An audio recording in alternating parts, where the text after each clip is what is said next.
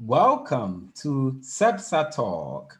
I am Evans Apia Kisi, the host of SEPSA Talk. SEPSA is Center for Better Society Advocacy and Research Africa. SEPSA Africa is a non-profit organization that believes in a better society for all. We in SEPSA Africa believe that a better society begins with you and I. Hashtag, a better society begins with me. For more information, please log on to www.sepsaafrica.org. Please follow us on the various social media platforms: SEPSA Talk, YouTube, Facebook at SEPSA Africa, Instagram, SEPSA Africa, Twitter at SEPSA Africa. And like always, today we bring you another interesting discussion on the topic mineral resource governance in Ghana. Ghana is noted for exploration of many minerals including gold, bauxite, diamond, manganese, petroleum, among others. This has led to establishment of large, medium-sized, and small-scale mining companies scattered in several parts of the country. But the mining sector is reviled in many occasions for environmental destructions and proliferation of poverty in especially mining communities. How do we promote responsible mining that benefits the nation and the very people? In this episode of SEPSA Talk, we unpack proposals for the Ghanaian government's ways we could achieve a responsible mineral resource governance, one that puts smiles on the faces of our people. And to help us deal with such an important issue is Dr. Kenneth Bansa. He is Director of Safety and Environmental Research Consultancy Limited, Technical Writing Instructor at Missouri S&T, United States of America. He holds PhD in Mining Engineering and MSc in Geological Engineering from Missouri University of Science and Technology in Rolla, Missouri, United States of America. He holds Master of Philosophy in Mining Engineering from the University of Mines and Technology, Ghana. He also holds BSc in Mining Engineering from the Kwame Nkrumah University of Science and Technology, Ghana. His research focus lies in mining, sustainable environmental protection and management, resource governance, and policy. I must say that it's a pleasure to host you, Dr. Kenneth Bansa. Welcome to SEPSA Talk, Dr. Kenneth Bansa.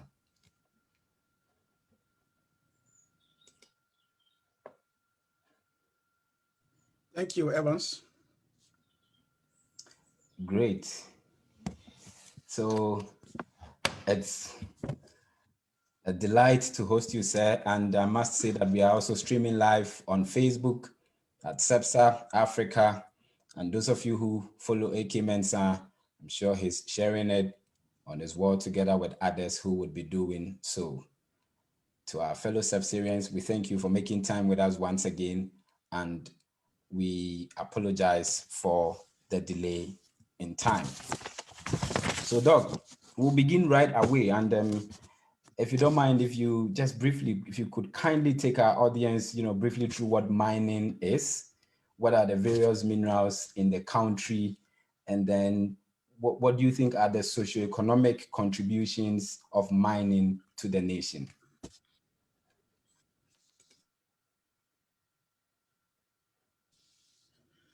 All right. Thank you, Evans, once again.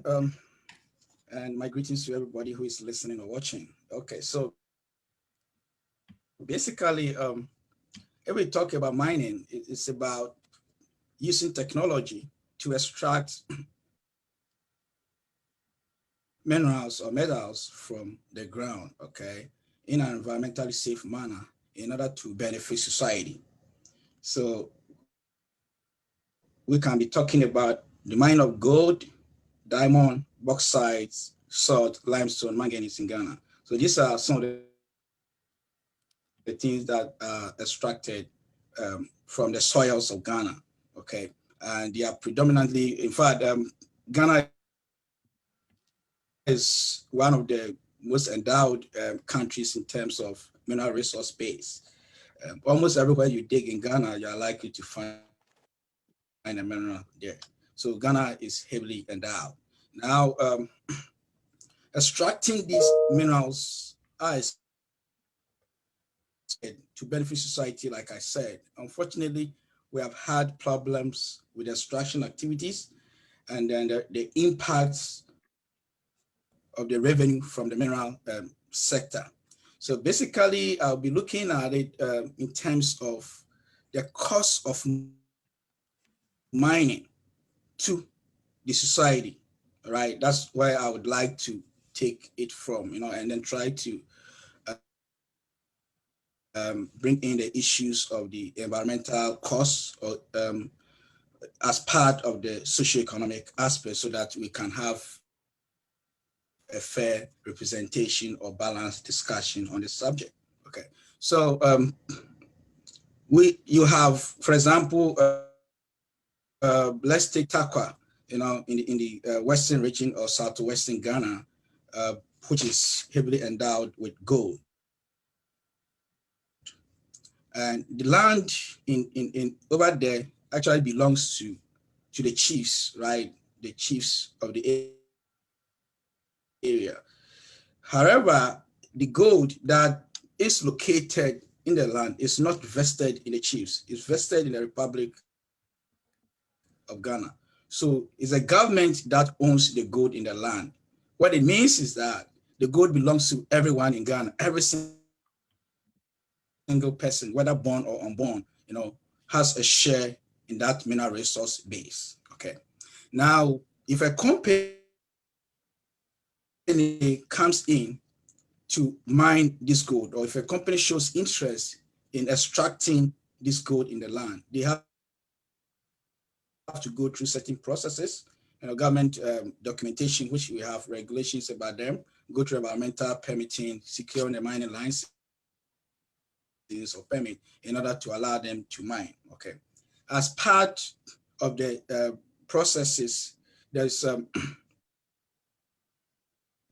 a document that is signed in terms of what we call compensation. Okay, so if I am growing cassava or if I own the land and I've put something on the land, the mining company is supposed to pay me some form of compensation, and that compensation is what I will use to at least offset my pain or cost of like owning that land or something like that. So, for example, if I have cassava on the land, the company pays me the cassava, the fee for the cassava for how much we use some evaluators to do that, and then I get my money. Oftentimes, there is the government fee, and the mining companies also have some fees that they have established. But oftentimes, the mining companies' fees are higher than what the government fees is. So the companies would offer to pay what they have established, which they give some. So that is one source of revenue to people who live in the mining communities. Another one has to do with royalty. So what I'm doing basically is about trying to let us know the various sources of revenue for people who live in the mining communities. And I usually say that there are two main fundamental sources of revenue or income from the mining sector, which has to do with the compensation, and then the next one has to do with the payment of royalties to the mining communities. We'll come into details in those ones. So basically, we're looking at revenues that the mining companies collect return in terms of payment of compensation and in payment of royalties. So royalties have to do with owning the land, okay, owning the land, and those ones are guided by law, okay, through what the Mineral Development Fund Act. Mm.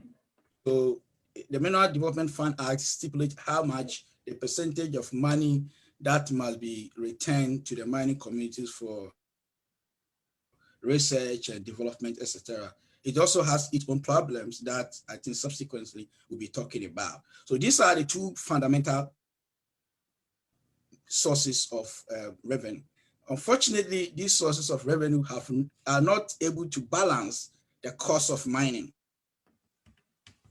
In terms of the serious environmental pollution that we have, okay, in the host communities, we have issues of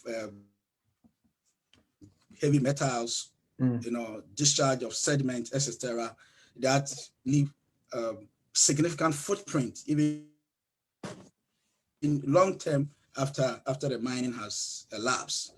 We also have increase in cost of living. Okay, once you have a mining company that comes within your community, I mean, the rent fee, if you are renting a house, a single bedroom at say 100 cedis per month, and because of the mining and the revenue that mining brings, there's going to be an increase in the cost of rent. So now you may not be paying 100 cedis again. You may be paying 200 or 300 cedis or even more. And unfortunately, it takes the poor people out. So it is only the rich that are able to compete for this vital resource. And unfortunately, the poor is eliminated from this competition. Okay, we also have issues of competition for other resources like roads, where we have more people trooping into the community. And if we have limited road networks in the community, then what happens is that we have issues of road traffic all the time. Okay, there are other issues beyond those kind of social environment, more of fiscal environment in terms of noise and those water pollution things that I talked about. So basically, once the mining comes in, it brings in problems.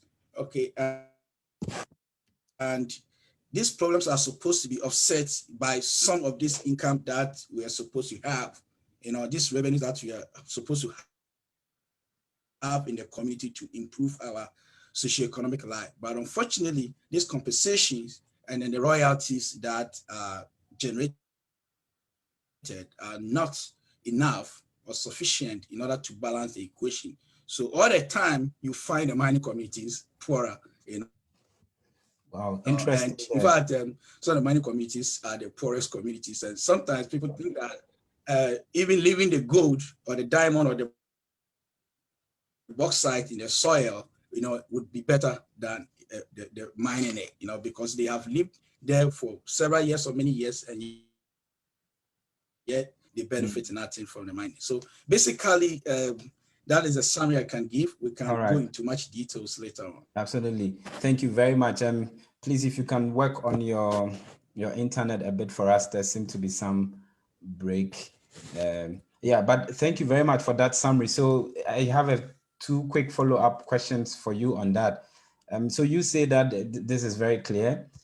If gold or mineral, any other mineral is found on the land of a particular community, the gold or mineral belongs to the government, even though it was found, let's say, in Takwa, which you used as an example. And these two revenues, the two sources of revenues being the compensation and you talked about the payment of royalties.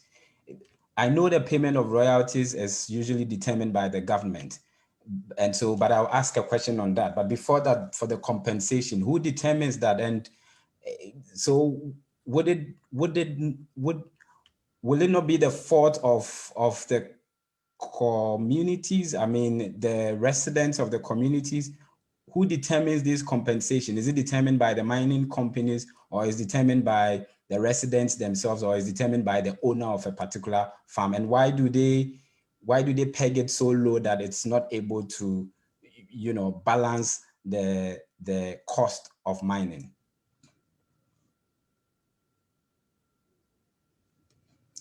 Okay, so basically, issues of compensation comes in. There have not been a basic routine that the companies are supposed to follow, right? A lot of times, what is being paid in Takwa might be different from what might be paid in Bogoso and Achim and the rest. Okay. Now, what typically happens is that we have government evaluators or representatives, okay, who help in the determination of the cost of those produce on the land. And oftentimes there are some committees or discussion between the communities and then the representatives of the mining companies or the entire committee. And those are the people that come up and then find out the prices that they have to pay. Most of the time, the chiefs or the leaders of the community play a vital role in the determination of this kind of fees. You see, one of the basic things that we need to understand is that when you want to mine, you want to mine in a free environment. You want to mine in an environment where the communities will not have issues with you. Because if the communities have issues, there are oftentimes violent confrontations. You know, if the issues keep on going, they sometimes get into your pay, okay, and stop you from mining. On the mine side, there's a lot of agitation between the communities and the mining company, and then sometimes affecting production, people losing their lives, etc. So you want to avoid that. Beyond that, it's also, if you are listed on the blackhead, the image of the company could be affected. So the mining companies always try to avoid some of these kind of things. So they try to give maybe a fair or competitive payment. But what I'm saying is that even this payment is still not sufficient, okay, to settle these people. So let's take, for example, Sorry, but for the, let's do this rather. So, because we've dealt with the compensation one, then later you can add on to it. Now let's look at that of the payment of royalties that the government pays to the community, as you also explained. And I'm sure that if I should ask you, is it enough? I guess it would be no. But here is it. We know that the current government, I know you don't like this, but the current government promised to double the share of the community from 10% to 20%. And so that then the government's share is reduced from the 80% to 70%. They claim that they have set up a development fund secretariat to deal with these modalities. But my question to you is that, is it realistic? And what's your best proposal for the distribution of the mining royalties? At least we know it was just 10%. They have promised to double it to 20%. Would this be enough? And what would you expect to be the ideal for the community?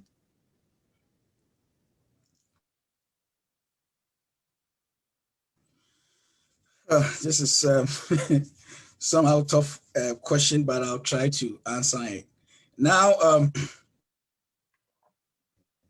yeah, so the issue of royalty have always been of significant concern.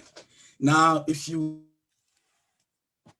say 10%, okay, maybe you might want to explain what that 10% mean. Or if you say 20%, what that 20% mean. And the understanding to many might be that, okay, so if the mining companies are paying us or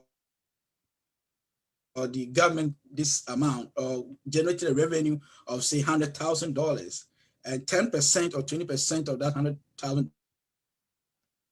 $100,000 is what is coming to government or the mining communities. You know, it's not like that. Okay, so we need to, it's a percentage of how much revenue royalties is being paid or how much money is being paid as royalty. So in Ghana, basically, the mining companies pay up to 5% of their revenue as royalties. Okay, and out of this money is what some go into it goes into they pay into the mineral development fund. Okay, and it's out of this mineral development fund that of these monies that some are supposed to be retained in the communities. And over the years, I think the district assemblies or the municipal assemblies were receiving, if you have a mining company in your community, then the district assembly that oversees that community get about 55% for development, and this is what is being reworked on. But what I'm trying to say here is that the problem is not even per se about the amounts or the percentage of money. Yes, up to 20% is fine, but we need more than 20%. Okay, we need about 30% plus, to do some development projects in the communities. But the problem is the act itself, the Mineral Development Fund Act that was passed a few years ago. Okay, the issue here is that the act, one of the things is that a lot of people feel like we have adequate regulations or laws about mining or about Ghana. So when we talk about laws, people don't want us to discuss it in that circumstance. But we have the laws, but the laws are not effective. I say that we have lack of effective regulations or laws on mining. Okay, the law is there, but it's not effective because it does not. For example, the Mineral Development Fund Act does not tell us what exactly and how should the money be used. Okay, who should use the money? Okay, and what specifically the money would be used for. So the allocation, for example, that goes to the chiefs, there's nothing about what the chiefs should assign for. Okay, so if I'm the owner, it comes to me, I'm a stool land owner, it comes to me, and then I use it to buy my car, my V8 and everything. Who are you to question me? Okay, the money that goes back to the district assemblies. Okay, I mean, what does the law say the money should be used for? It is vague on that. Okay, so we don't know what exactly the law, what the monies are supposed to be used for. So it leaves the people at the helm of affairs, to use their discretion in order to decide on what they want to use the money for. And there's this issue of local elite capture. Okay, so the Mineral Development Fund Act, for example, tells us that we should have committees, like local committees, to see some of these things, how this money should be used for, and etc. and the rest. But if you live in you don't have that opportunity to elect your own members to be on that committee. Okay, so we have people who are appointed to form that committee. So the decisions or the views of the local people are not even heard the way they are supposed to be heard, and how they want the money dispersed and used. They don't work like that for them. Okay, so there are fundamental issues regarding even how much you get and what specifically we use those monies for. So until those specific details outlined in the act on the regulations regarding the distribution and use of these funds, I mean, we'll still be Thank you. be living in poverty, like we are living in. Thank you very much, Dr. Bansa. So this is pretty much clear. Perhaps the percentage that goes to the mining community might not be an issue per se, even though there would be the wish that this is also up to about 30%. But what is important is that the Mining Development Act is made more effective in regulating what these monies are supposed to be used to. If not, as it has been said, usually it gets into the hands of I don't want to say, but others who use it for their own interest instead of using it to develop the community. Thank you. Now, since we are still talking about royalties, and we know the big news in Ghana now, the Ejapa deal, and without necessarily going into the deal, because this has been discussed on numerous platforms, and we all know the latest, where the Office of the Special Prosecutor conducted the corruption risk assessment on this deal, consequently leading to the president asking that the whole process should be commenced again. But that's not what we are interested in. But the question is this idea of monetizing our mineral royalties, by investing it through this equity capital markets. Do you feel it's the way to go for us as a country? What's your take on that? Well, basically, I wouldn't want to. I just want to be straightforward on that. I wouldn't advise us to go in that direction. Okay, anything that would generate enough revenue to develop the country or to develop the communities is critically important, and I support that. Okay. However, there are several ways by which we can do that in order to get more revenue or income to do what we expect to do. Okay. Why do I say that I wouldn't want to go into the idea of using the Ejapa royalties as a means to develop the country? I know we talk about small scale mining, but I want to quickly chip in something. Okay. The small scale mining sector in Ghana alone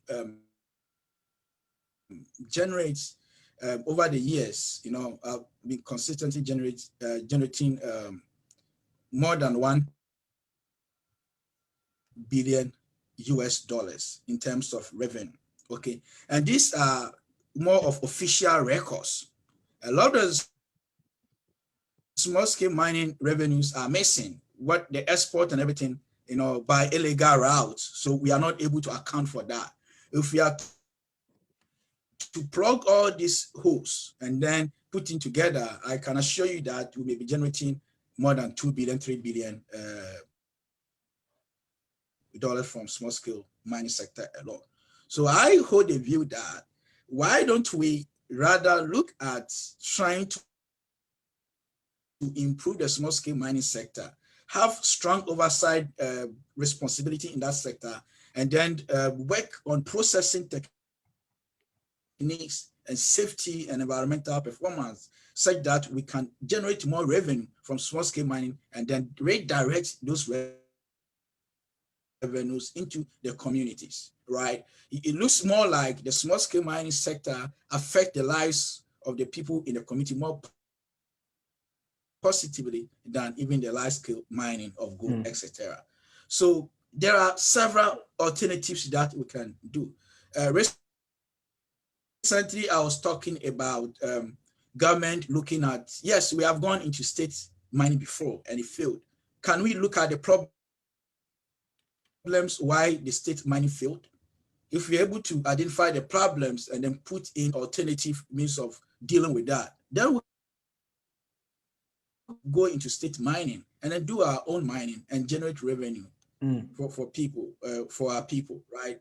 Rather than getting into a business that would benefit us, but some of the larger proportion of that revenue might go into pocket of people who have not, suffered on the land or have not experienced the life that the people in the community experience or understand or know. So basically, that is what I would like to say on that. So there are other alternatives. So we could and then give opportunities to people who really understand the sector. Okay, the mining sector to come together to look at alternative means of doing business in that direction. Okay, and that is what I expect to be done, instead of the involvement of larger number of politicians in that All right. scheme. Yeah. Thank you very much. And we'll definitely come to the artisanal small scale mining sector. So pretty much that for you, instead of monetizing mineral royalties, then we could rather look at alternative way of empowering the small scale miners in the various communities to be able to help achieve responsible mining. My very last question on this final round, because you also mentioned something around, you know, improving this mining in terms of technology and stuff like that. I think it was very brief in your passing comments. So what do you think about the industry 4.0, like use of robotics, automation, and the likes in our mining space? I mean, this has also been proposed by others. Do you feel that this is relevant, and is this achievable in our part of the world?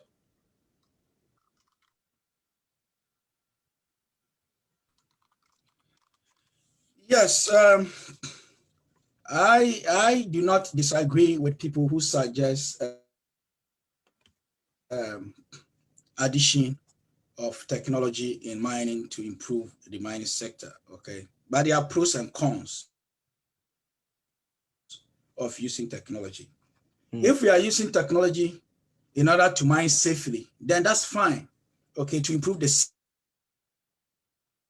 workers or the safety of our equipment, so that the ground will not collapse, it doesn't break to kill an innocent mine worker who has told their wife and the children that, yeah, I'm going to work, and by 6 p.m. I'll be back. And then they get to work and the ground collapses on them and then they perish. Okay, so if we are going to use technology such that this mine worker will be safe, would always go to work safely and return home safely to their families, then that's a great thing. Okay, unfortunately, this kind of automation and addition of technology would result into loss of work. So the point is that we're trying to supplant, okay, these mine workers. So we put in a lot of technology, and then we are losing manual workforce. Okay, we are losing workforce. So that is the pros and cons of these things. And all the time you have to make optimize, do some kind of optimization analysis to understand which one you want to go in. But using technology is great, because technology would always improve, your productivity and then efficiency and stuff like that. So it is okay, but the downside might be sometimes cost, and then the issue of people losing out of work. So we have more people being laid off coming home than to be on the job because of issues of technology. Yeah, but it is always good. It's always good. Yeah. All right, thank you very much, Dr. Bansa. So on the issue of technology, obviously not against it, but we need to look at the pros and cons and make sure that whilst we are concerned of the safety of our workers, we should also be concerned of their job opportunities. So thank you. I would say that we would begin the second round soon. So if you are just joining us, Bansa, I think the production team will talk to you so that we've worked out how to make sure that your internet is stable. But let me read some few comments on Facebook. So if you're joining us, there's a SEPSA talk today. We are discussing mineral resource governance in Ghana. And we have with us Dr. Kenneth Bansa, who is based in the US. It's a researcher consultancy in the mineral sector industry. And so far we've been discussing the socioeconomic importance of mining to Ghana. And we've looked at a number of issues, particularly the revenues that are accrued to these communities in the form of compensation and also royalties. So let me read some few messages. One from Love Christ Nana Fiatra says, watching live from Ghana. Then we have Cell Bless. She's saying, hi, Kenneth Bansa. And then Richard Ajavon also says, hello, Ken.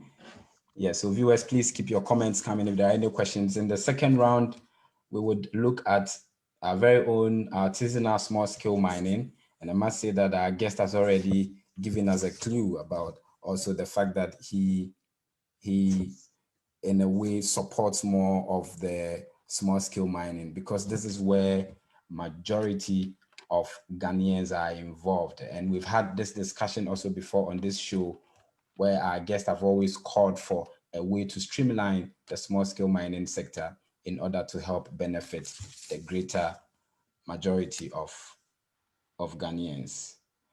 There's another comment also from Richard Ajavon. Don't know if I am late, but are you going to talk about our mineral royalty? Yes, we did that. We spoke about the mineral royalty, and we asked our guest his take on the current hot topic in Ghana, the Ejapa deal. And his answer is very simple. He would not advise, not his advice is not necessarily on the take that the Ejapa deal is good or bad. But personally, he feels that as an expert, we do not need to, monetize mineral royalties. We do not need to have it in the form of what we call the equity capital markets. He would rather say we focus on improving or strengthening or empowering our local communities to be able to engage in responsible and sustainable mining, because this would benefit the greater good of the people, particularly when you consider the amount of money that we are able to generate from the artisanal small scale mining. He puts the figure at $1 billion, and this is even the official records. So come to think of it, if we are able to look at the unofficial records, he again suggests this could be in the range of about $3 billion annually. So that was his take on the royalties. As far as the royalties is concerned, Richard Ayavon, he also talked about the fact that even though the current government promises that the mineral royalties, he's going to double it from 10 to 20%, he has no much issue regarding the percentage of royalties that goes to the mining community, even though he proposes that if it could be up to about 30% plus, this would be good. But his main concern of royalties is that the Mineral Development Act, the Mineral Development Act seemed to lack a lot of issues, particularly detailing how the royalties should be used. And so he proposes that if this would be clear cut in our Mineral Development Act, guiding how the royalties should be used in the various communities, then this would go a long way. Apparently, in most cases, when the royalties get to the chiefs or whoever, we hear or we get to see something called the elite capture. So very few people who have access to these monies, should I say, enjoy the monies. They hardly use it to develop the community as it's supposed to be.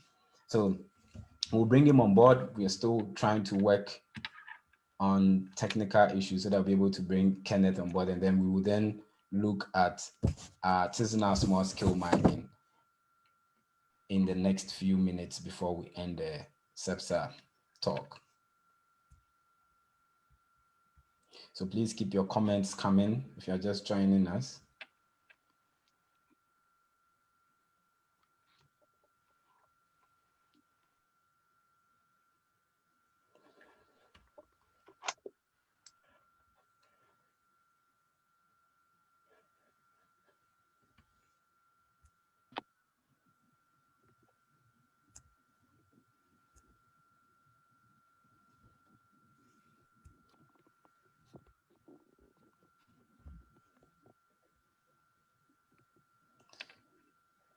Okay.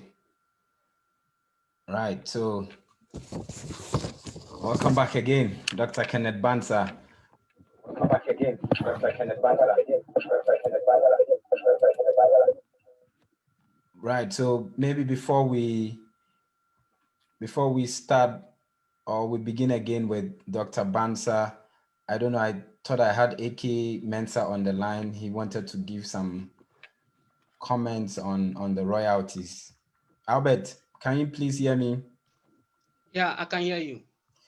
Yes. Can you do that in a minute or two? You wanted to Yeah, say something I think I about. will be brief because Dr. Kenneth Bansa is back. Great. I think that was a great submission that Kenneth actually proposed with regards to the mineral royalties and also with regards to monetizing our royalties. If we could even manage the small scale mining sector really good, officially, even the 1 billion United States dollars that he actually suggested, or he actually reported that the small scale mining sector contribute to the economy. If we could even manage it well, we could generate about 2 to 3 billion United States dollars annually. And the small scale mining sector, once again, of course, is going to talk about it. So, and with regards to the royalties, the distribution of the royalties, we need to also look at when the royalties, there have been reported cases of how the royalties have been disbursed. Okay, there are reported cases of delay in the disbursement. There are reported cases of the money not being used for the intended purpose. There are reported cases of corruption with regards to the use of the royalties that are even the 10% that is even paid to the local communities. So some of these issues also need to be taken care of. So All right. we'll just end here because Dr. Kenneth Bansa is back, and I wish you all the very best. Great. Thank you very much, Albert Kobina Mensa. So, Doc, back to the second round, and let me start it this way with the issue of artisanal small scale mining. We've had this discussion on this platform also before. First of all, I know in your earlier submission you already kind of alluded to your support for this small scale mining sector, but there are some who have raised concerns about its implications to our environment, and we have seen in the past that various governments I beg your pardon, various governments have taken drastic measures to be able to curb this menace, and the latest one was the ban or the moratorium on their activities. What's your thought on the various strategies so far, as far as artisanal small scale mining is concerned? Great, thanks, Evans, and I apologize for the network issues. I want to believe that it's stable now. At a point in time, I really would hear what you were even saying. Right. So, small scale mining, artisanal and small scale mining, a very important sector of mining in Ghana. Okay, and I don't want to go into so much fundamentals, but it is the oldest form of mining ever in the world. Okay, the oldest form of mining is artisanal and small scale mining. Okay, and particularly in Ghana, uh, like I said before, it is one of the sectors of mining or the sector of mining that has been contributing significantly to the socio-economic development of the host communities. Okay, generate income. There are a lot of people in the local communities that have not had the opportunities to go to school or to develop their skills in order to be employable by large scale mine companies or even by other industries. So what do? They resort to small scale mining, and that is probably their only source of income or livelihood. And that's what they use to pay their school fees, support their people, and stuff like that. I have been into several mining communities in Ghana, and basically these people, survive on artisanal and small scale mining. People go to school and they pay their school fees from the revenues that they accrue from small scale mining. So it is something very important that we cannot do away with. And no matter what it is, people will still continue to mine, irrespective of whatever they do. And I've raised this a number of times. Okay, there is a local balance, in the mining sector. It is better uh, looking for food, than to stay and die out of hunger. So they will rather go, whatever you do to them, they will go and then get their food. Now, yes, you are right that there are a lot of environmental problems. But the question that we have not also asked ourselves, or the discussion we have never had, is mining really environmentally safe or friendly? No, mining always comes with environmental problems. Okay, mining comes with environmental problems. If you leave the large scale mining, okay, if you leave the large scale mines to do whatever they want, you know the scale of environmental pollution that we have. Okay, go to one mining company, one large scale mining company, and look at the land that they have degraded. Vast land created a wide pit. Some pits are like 1 kilometer or more long, okay, with some wide width, everything, and sometimes at least 500 meters deep, 200, 300, 500 meters deep, cut through the water table. We don't talk about those ones. So we have problems with mining in terms of environmental safety, okay, whether it is small scale mine or large scale mine. But why do we have less issues, with the large scale mines? Because one, the large scale mines, a lot of them are listed on some international on the stock market, right?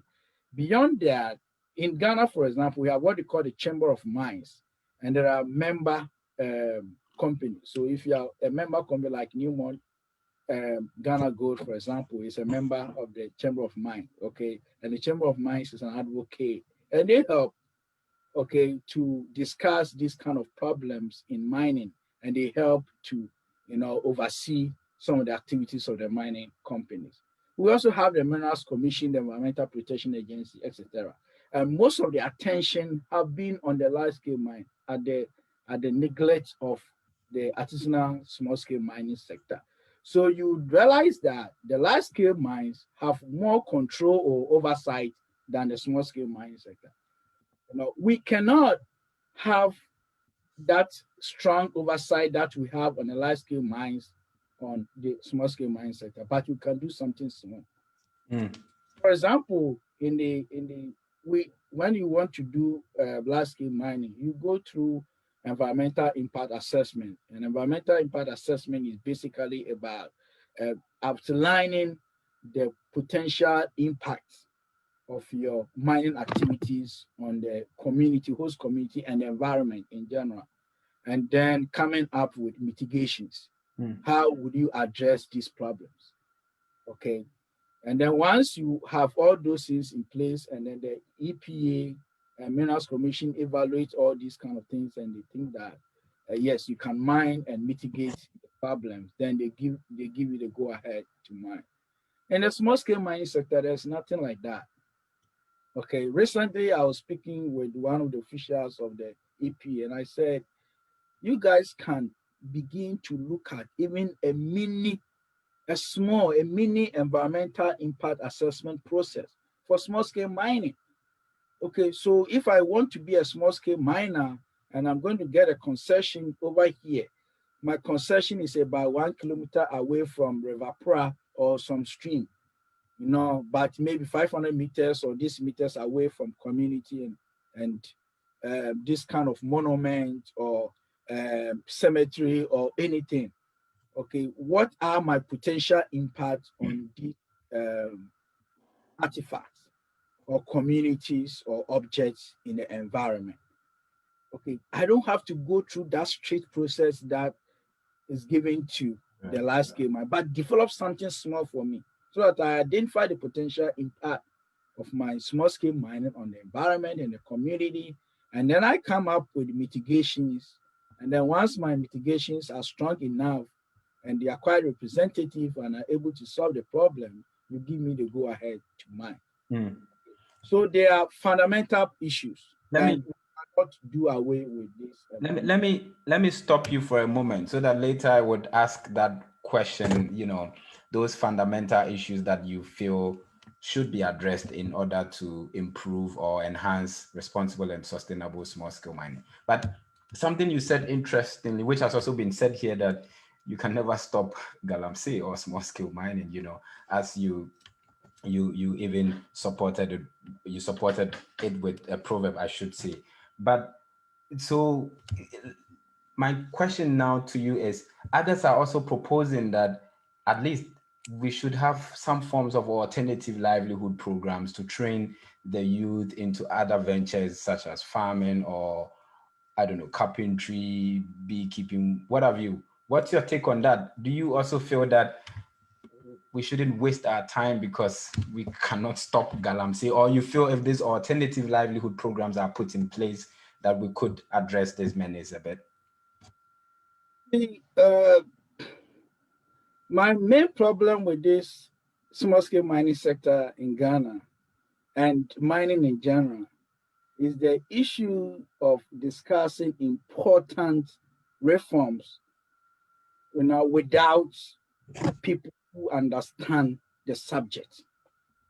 Okay, so why don't you put a team of scholars, people who really understand the sector together to understand it? Why do you think that the military interventions, you know, to clean up the small scale mining sector has never yielded anything? It didn't start today. It started in the late 1980s. Okay, my father was a police officer who was involved in going after this, chasing these small scale miners in the rivers and the forests and the rest. Okay, in the 1980s.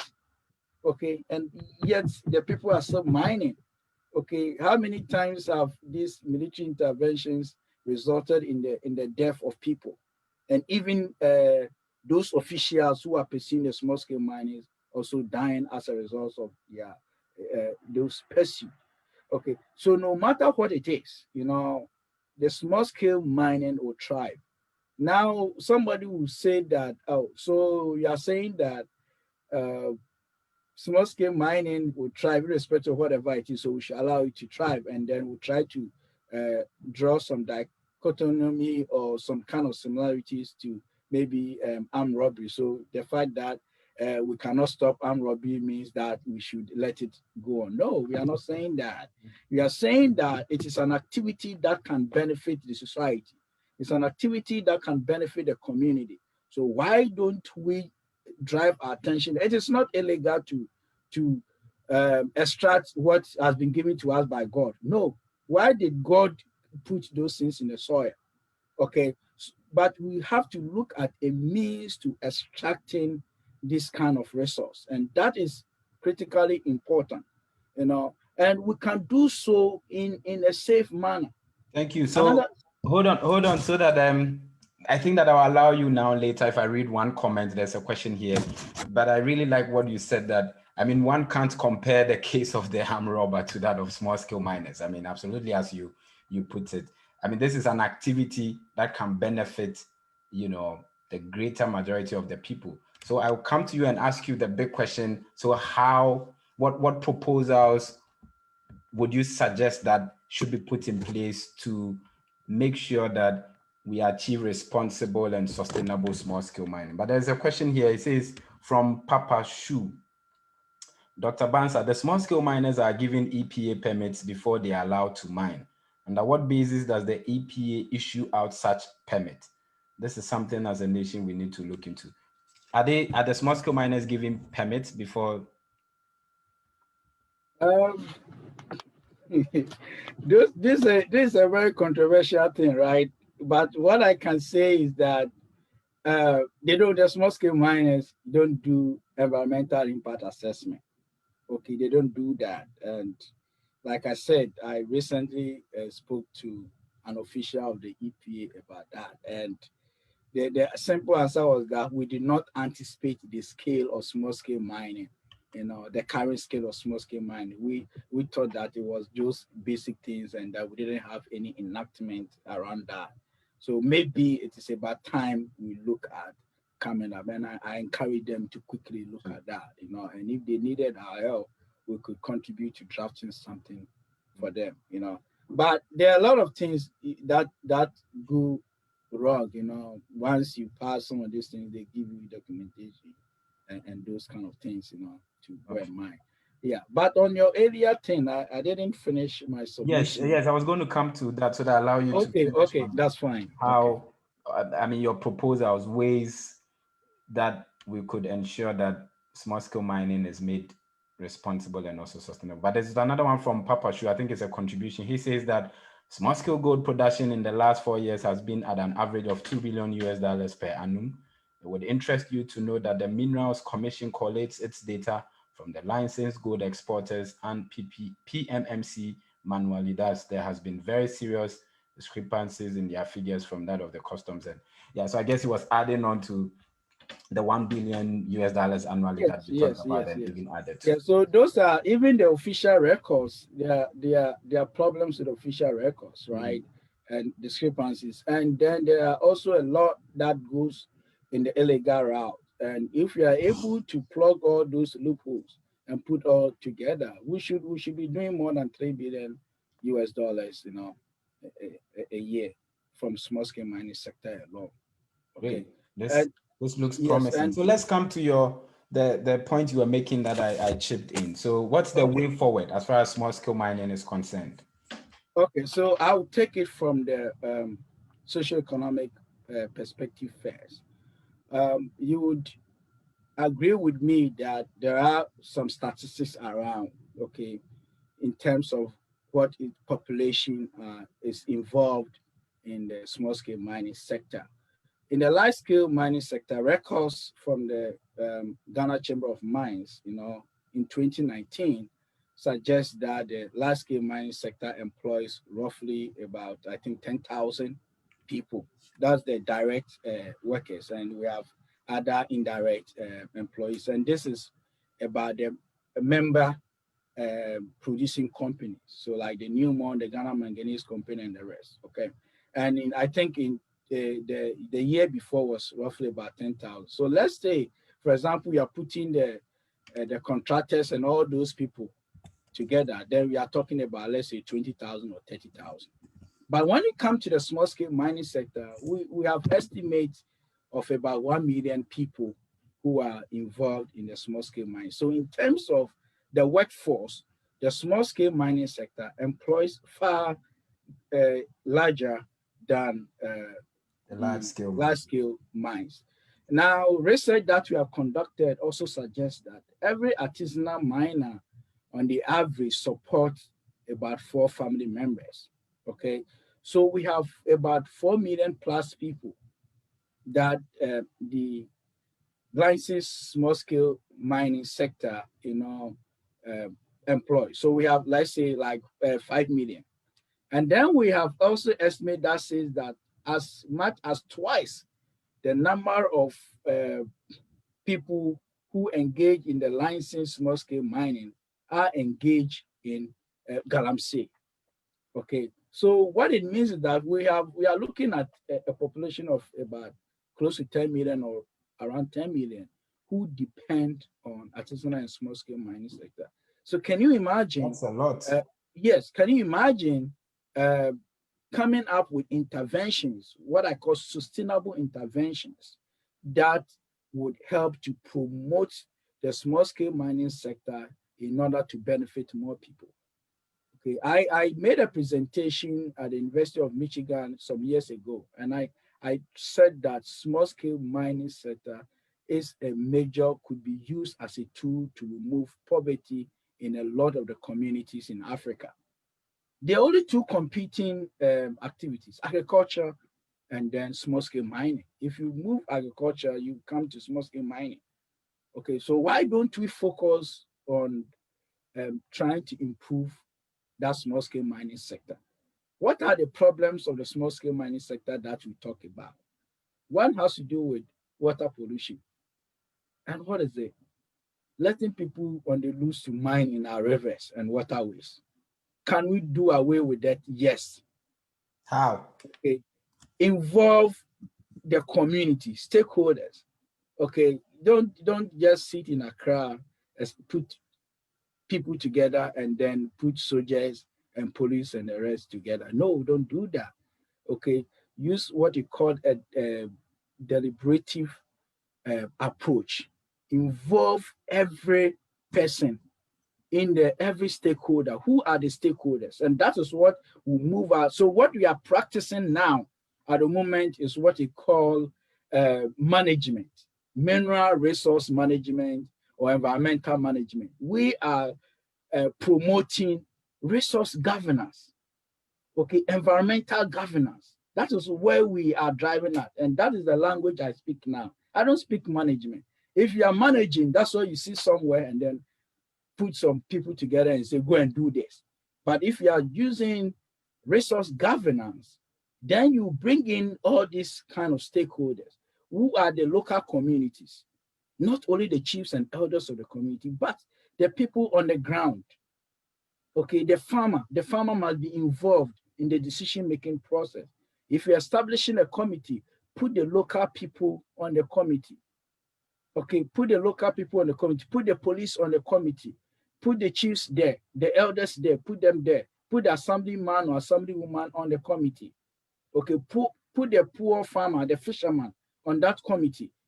Put the small scale, the registered small scale miner in that community on that committee. Okay, because once all these people get there, because they know themselves. In few instances, we have people that migrate from other communities to elsewhere to go and mine. But nobody would ever move from their community to mine in a new place without the involvement of the local people. So once the local people are seriously involved in that decision making, they become aware. They police their own resource.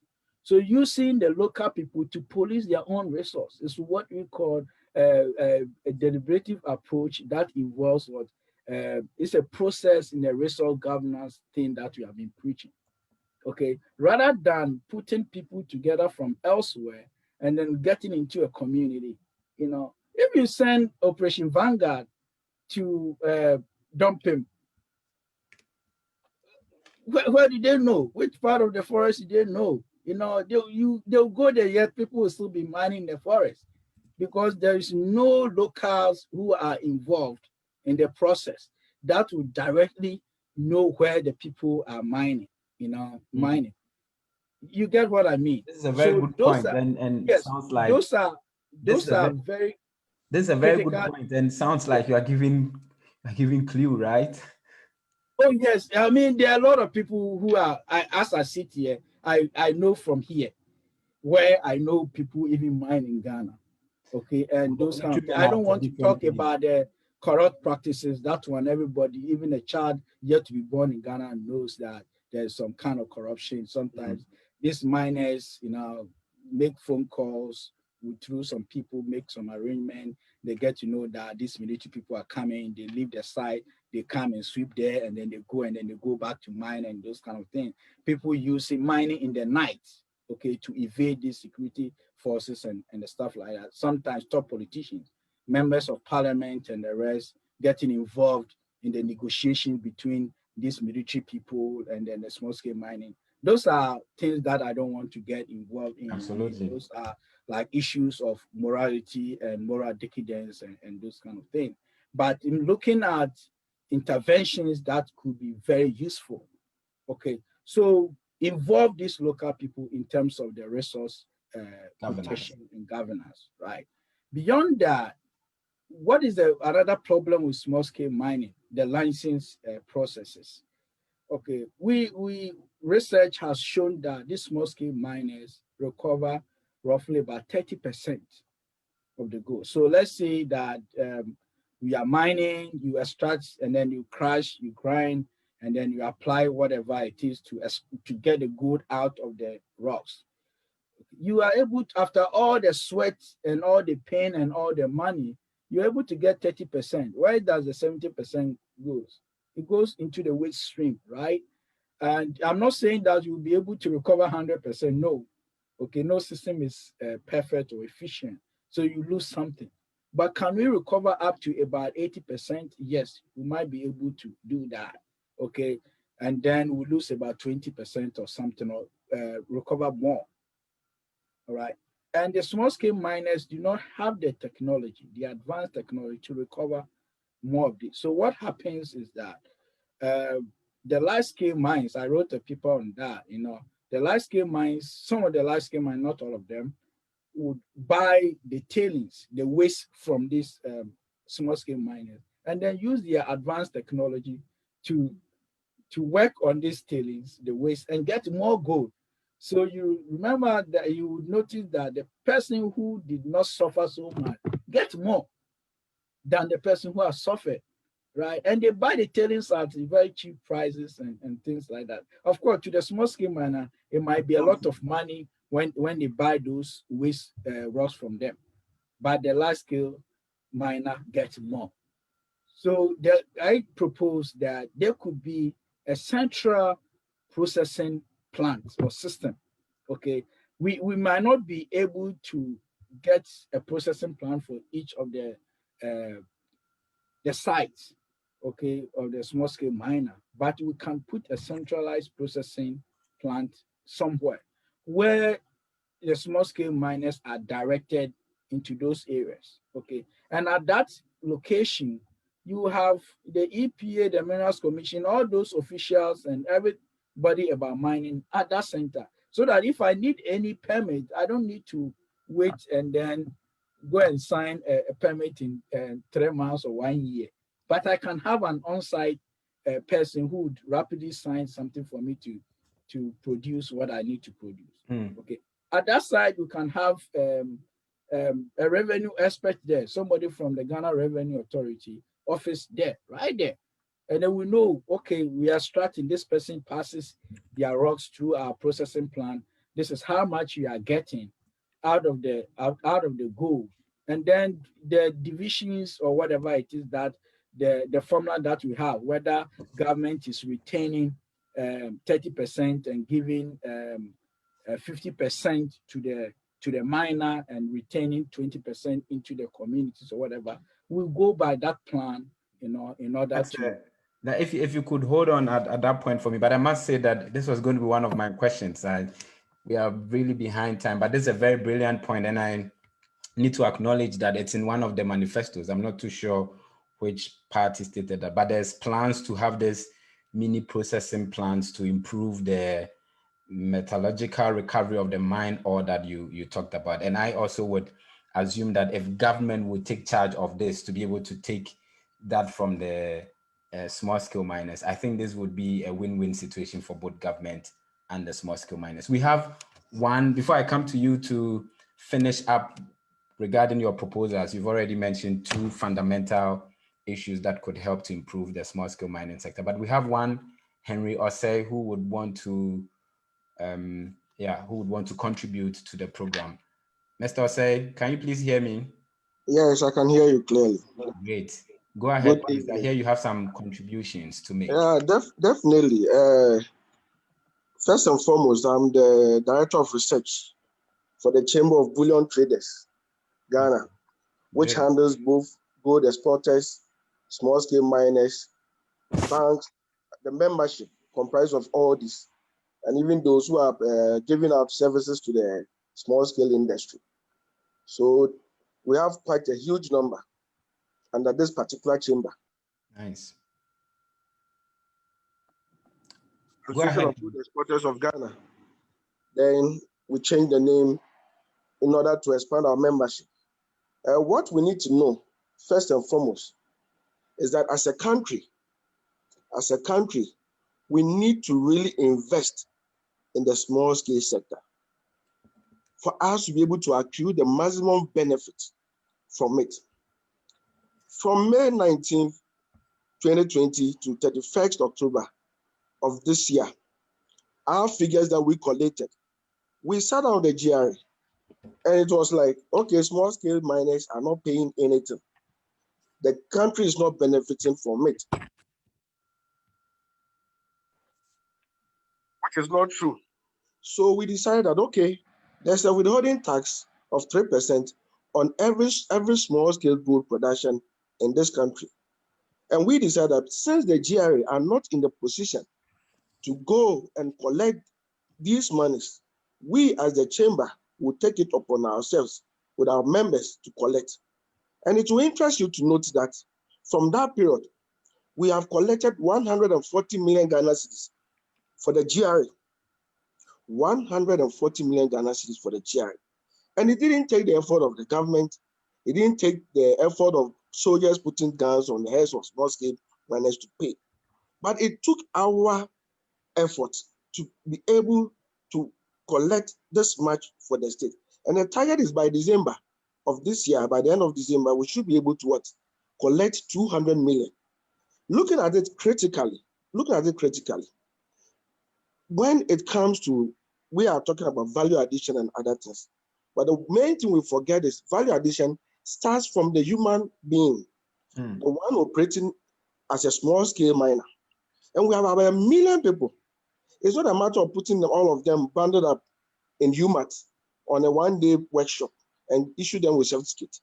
But it is the ability of the government to invest in training at the site or institute, as I will put it. When this is done, the person knows that he has to mine responsibly. And by mining responsibly, it means that you're able to what? Maximize on your production. The government must invest in what? Being able to what? Assess the actual oil reserves that they have in all these small scale concession areas. And we give it out to them. So when they are going to mine, it's not a matter of just the man digging anywhere, anyhow.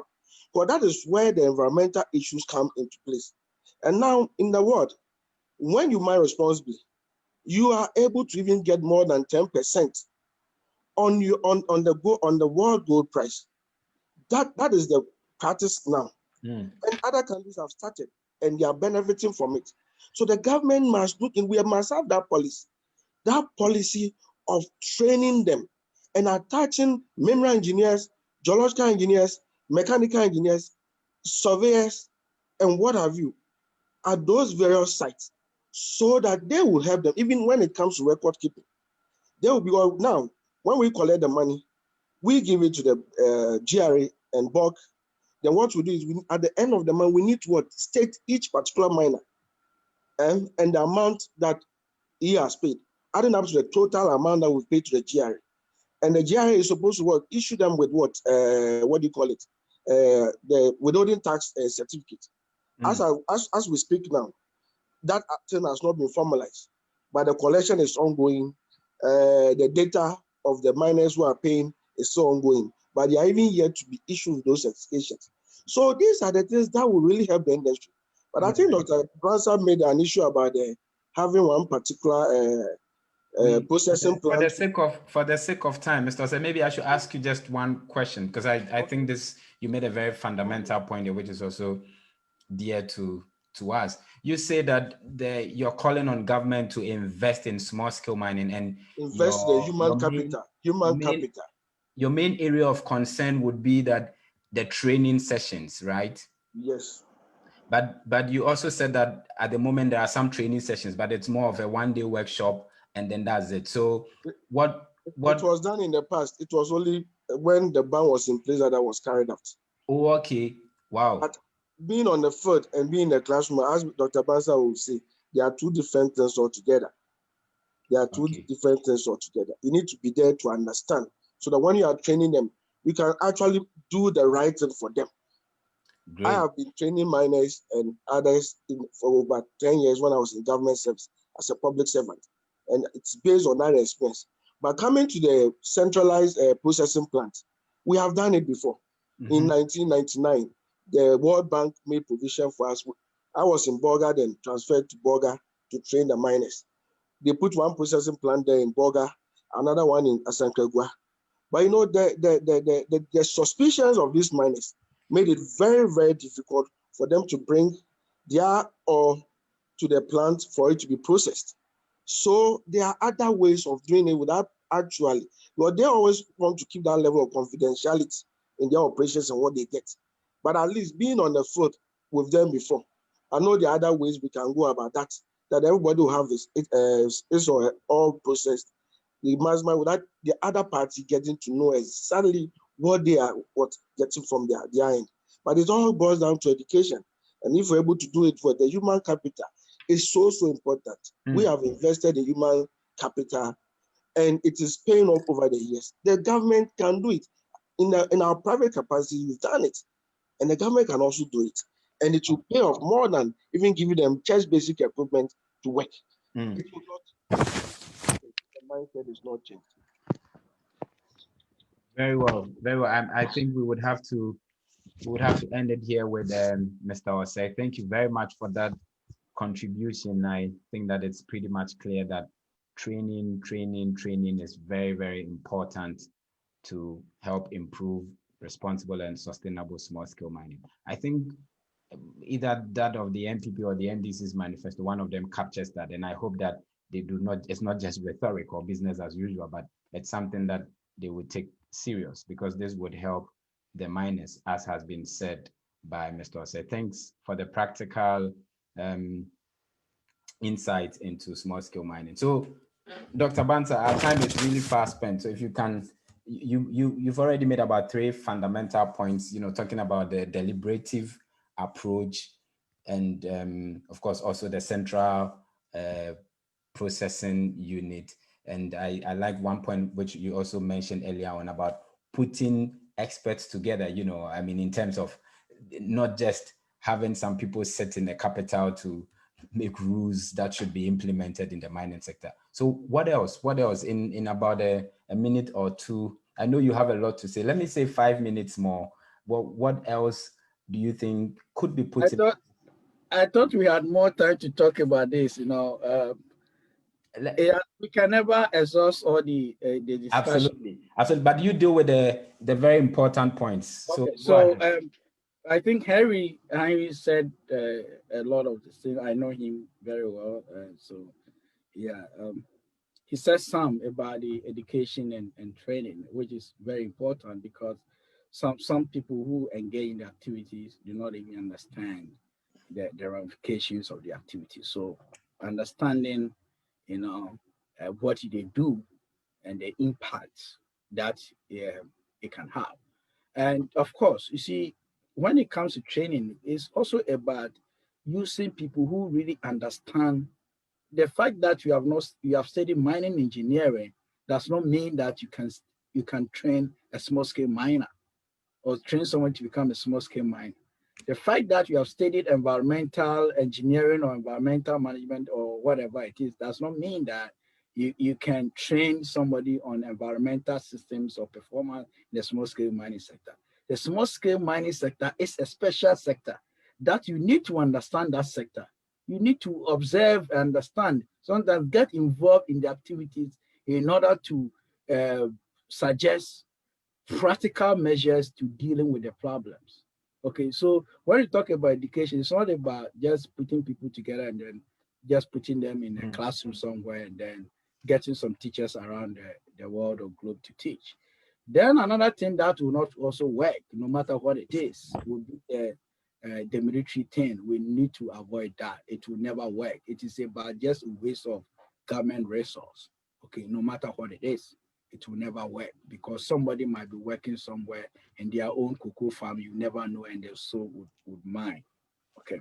One thing that we should also note is that it is not only Ghana that we do small scale mining. Even in the US here, okay, we have artisanal miners in the US here, but are they polluting waters or destroying the environment? No.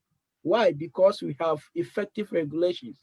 So it comes back to my issues of lack of effective regulations. Okay, we look at the small scale mining regulations and things like that. Some of them, they are not specific, right? They don't tell what has to be done. And then we have amendment upon amendment, yet they are still failing to talk about those specific details that we can use to deal with the problems. So these are some kind of fundamental things that we can. And then I think that we also have issues of the licensing. And I think Harry talked about some of these things. I mean, about trying to even identify a mineralized zone and try to demarcate it before somebody comes in and then applies for those concessions, and then you go on with the processes, and trying to minimize the bureaucracy in the acquisition of some of these licenses, could help to facilitate it. When I was at UMAT in Takwa, there were a lot of people who came to me, small scale miners would come to me and say that we want to mine, but we want the papers to mine. So help us to get the papers. I'll take them to the Minerals Commission office. These guys would be like, go and come, and then they give up. What do you think will happen? They end up going to do galamsey, right? So if we can minimize some of these kind of roadblocks, then we can get more people into the formalized section of small scale mining. That means the registered sector. Okay. Thank you. Thank you very much. Let me read one last comment and then I ask you a very last question, then you give us your concluding remarks. So this is from Jessie Amprako. She says, insightful submissions, very educative discussion. So I saw this in one of the manifestos that caught my attention. They want to set up a gold board. I guess they are borrowing this idea from us we have in the cocoa sector, the Ghana Cocoa Board. So they want to have a board that will see to this small scale mining sector, provide the necessary support services, ranging from concession, health, safety, and the likes. What's your take on that? Do you think we indeed need a board to do these things? There are pros and cons of that. Okay. It's a good idea to have a stronger oversight in order to regulate the activities so that we can benefit more from the resources. However, there could be a problem with it.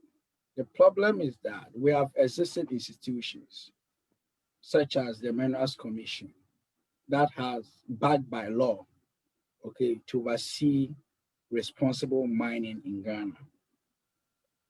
Could we have look at retooling? Because the problems with these government sectors are issues of lack of capacity, logistics, and things like that. Can we look at trying to up their capacity, trying to help them, give them more skills, expand their scope, or try to push some of these ideas to them, or maybe trying to reform those sectors, okay, to do some of this work?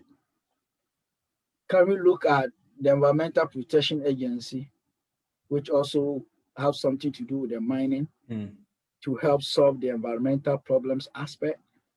If they lack the capacity, can we look at building their capacity, giving them the training and skills development, okay, to do that? Can we give them the logistics they need? My fear is that we keep producing institutions, and some of these institutions sometimes turn out to be too partisan, right? And then they fail to do the right work. But it is a good idea, okay, a good idea to have something like that. And then I also heard that I think they will use UMAT graduate to train. Yes, UMAT graduate. I was a lecturer at UMA, right? I train people there, and we have the best people, in Ghana and around the globe and things like that. But I can assure you that you cannot send a UMAT graduate straight away to go and train a small scale miner. No. Okay, that might not work well. That's UMAT graduate needs special training in small scale mining itself, understand what goes on in small scale mining, must be involved in the activities. If they are not even directly involved, they must engage in what you call observation, participant observation, being involved, go through the sector, knows what they do, identify the problem before they can. So maybe fresh graduates and those things might not work, but people who have, trained for far too long in terms of experience in the field might better work. But I think that it could be looked at in a different way, and the composition rests are also critical.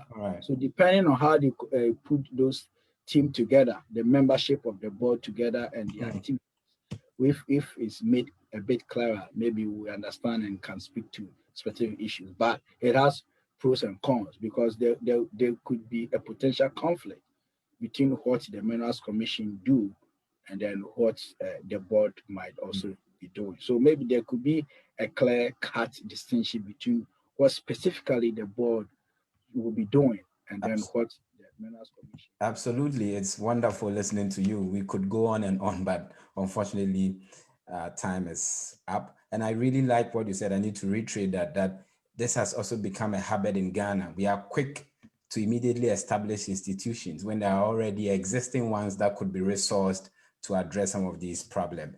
That was a good one there. My last comment to you is from Huno Frank. He says, "Good evening, Dr. Kenneth Bansa.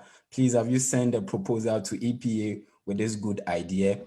So what's your concluding remark? And have you sent a proposal to the EPA, or do you intend to do that? The EPA is send a proposal to EPA on what? That's the question, right? What proposal? You don't just perhaps on the ideas that you've poured out here. But anyway, never mind. So give us your concluding remark. Yeah, we write. So our proposals are often captured in publications that we write, and that serious institutions are people who source literature. Okay, you have people expert in those institutions who look around the globe for literature and how those literature can help to develop their system. So I'm an academic. I write in the public domain, and then you have to source that literature to help your business. But of course, when it comes to specific issues, and then we have to write to them, we'll do that. Like I was saying not long ago, I have had discussion with an official at the EPA. Okay, I've had discussions with people from the Minerals Commission. Okay, we talk about some of these issues. Well, my concluding remarks: mining. We should note that under no circumstances, whichever way we do mining, we'll have environmental problems. Okay, but if we put in sustainable interventions, then we will be able to minimize these environmental problems in order to produce what we want to benefit us and society in general. Small-scale mining sector is a major contributor to socio-economic development in Ghana, and we should focus seriously on developing the sector in order to benefit everyone. If you go to the communities and then you see people who are living in serious abject poverty, deprived and heavily impoverished communities, you would cry, you shed tears for them. Okay, yet there is some large-scale mining that is going on. And it is only the small-scale mining sector that has been sustaining these communities over the years. So any interventions that will come in to help develop the small-scale mining sector, such that we can reap the maximum benefit out of the sector to develop the communities and to support the lives of the people in the community is what I support. And we have to practice mineral resource governance. Governance means involving everyone. Even the poor local farmer must be involved. We should not sit in places, in offices, secluded areas and put people together, people who do not even have any understanding. Sometimes these guys talk and then you can only laugh at it. You realize that they don't even understand what they are saying themselves, right? So it is important that we put the right people together and give them the right resources and tools in order to help work in the sector to improve the lives of the people. Thank you so much. Thank you very much, Dr. Kenneth Bansa. What a way to end. But permit me also to reiterate one of the things you said. I really love it. Serious institutions are those who source literature. So as we move forward as a country, like has been said by Dr. Kenneth Bansa, I also agree that in our mining sector, we should practice resource governance other than resource management. We should involve as many as we can who are involved in this sector to chance a responsible and sustainable mining to the benefit of all of us. I am Evans Apia Kisi. Today, we hosted Dr. Kenneth Bansa on the issue of mineral resource governance. Thank you, fellow Subsyrians, for following us. And thank you to all of you who poured in your comments and your questions. Catch you another time. Bye-bye.